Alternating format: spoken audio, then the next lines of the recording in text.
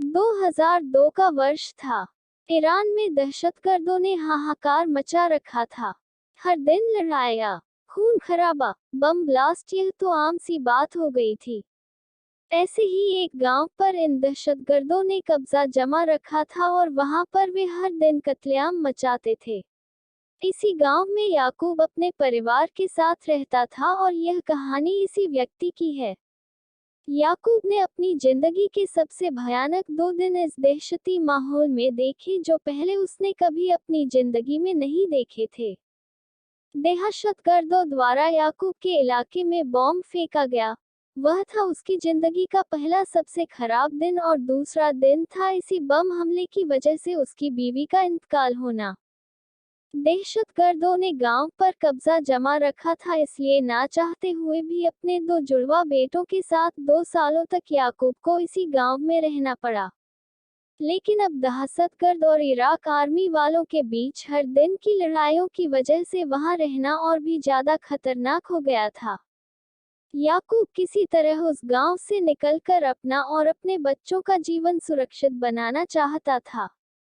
लेकिन यह इतना आसान नहीं था क्योंकि दहशतगर्दों को हुक्म मिला था कि जो भी इस गांव से भागते हुए पकड़ा जाए उसे वही मार दिया जाए। याकूब जानता था कि भागते हुए शायद वह पकड़ा जा सकता है और मारा जा सकता है। लेकिन वह इस बात से भी वाकिफ था कि अगर वह यही रहा तो जरूर मारा जाएगा। उसे अपनी जान की कोई फिक्र नहीं थी, फिक्र थी तो बस उसके 2 जुड़वा बच्चों की जो अब उसके लिए दुनिया में सब कुछ थे। काफी सोच विचार और मनोमंथन के बाद याकूब ने एक योजना बनाई। याकूब ने एक दिन अपने दोस्त से बोलकर नींद की दवाएं मंगा ली। उसने अपने बच्चों के दूध में नींद की दवाएं मिलाकर रात को उन्हें दूध पिला दिया और उनके सोने का इंतजार करने लगा। उसका प्लान था कि रात के अंधेरे में चुपके से बिना आवाज किए इस गांव से निकलकर सीधा इराकी आर्मी तक पहुंचा जाए। इसलिए बच्चों का शांत रहना बहुत जरूरी था। बच्चों के सो जाने के बाद याकूब ने दोनों बच्चों को अपने कंधों पर लिया और चुपके से दबे पांव गांव से निकलने लगा। लेकिन बदनसीबी है कि उसका साथ छोड़ने का नाम नहीं ले रही थी। गांव के कोने कोने में दहशतगर्दी पहरा दे रहे थे। एक दहशतगर्दी ने याकूब की आहट सुन ली और उसकी दिशा में एक गोली चला दी।